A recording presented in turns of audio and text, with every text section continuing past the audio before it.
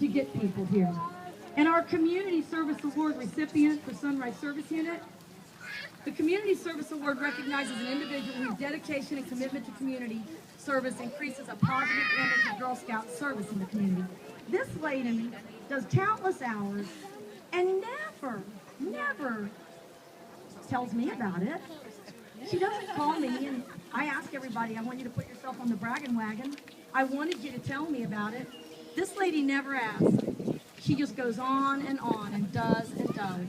And I am so proud to call Miss Robyn Faber to the front. And I had to lie to get her here.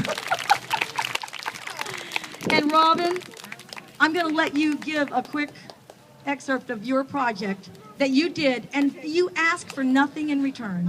And I think it's high time that you get this award. Thank you. Thank you. That was a surprise. Yes, it was.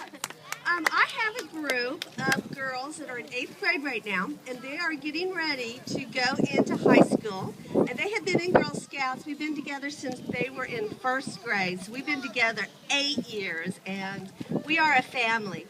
And last year, one of my Girl Scouts came to me and said, you know, I heard a story that in another city somewhere in the country, a group of girls got together and they collected prom dresses for girls in their community that couldn't afford to buy their own prom dresses for prom.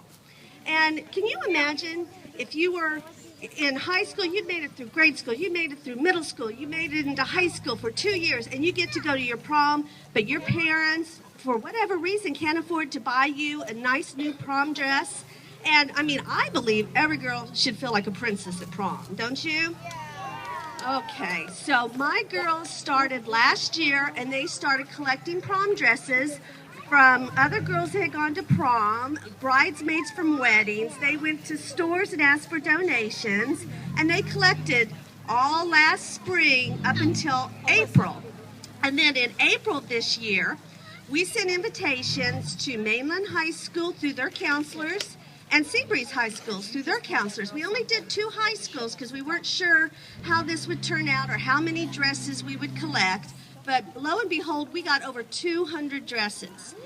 And on one Sunday, I know, it's great, isn't it? One Sunday in April, we set up all the dresses at Tomoka Christian Church. They were kind enough to just give us their sanctuary. We had racks, and the counselors gave out our invitations, and girls came, and they were able to pick out a dress that they loved, that they felt like a princess in. We even had a seamstress that was there so she could make alterations. And we had one girl that said, well, you know, the new style, I love this dress, but the new styles have it cut up here. Snip, snip. 15 minutes later, that dress was modeled just the way she wanted it. It was wonderful, and we felt really, really good about it. Because I have a feeling these girls would not have felt like princesses, and they would not have gone to their prom. Well, my girls are getting ready to go into high school, and we're staying in Girl Scouts, and we're staying with the project.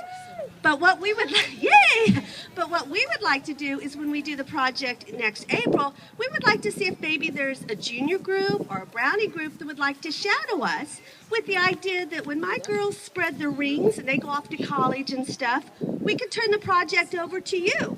And then maybe you can do the same thing. As you get older, you can turn it over to another troop so that everybody in Volusia County knows that no girl in any high school in Volusia County will never not be able to go to their prom because the Girl Scouts are going to take care of them.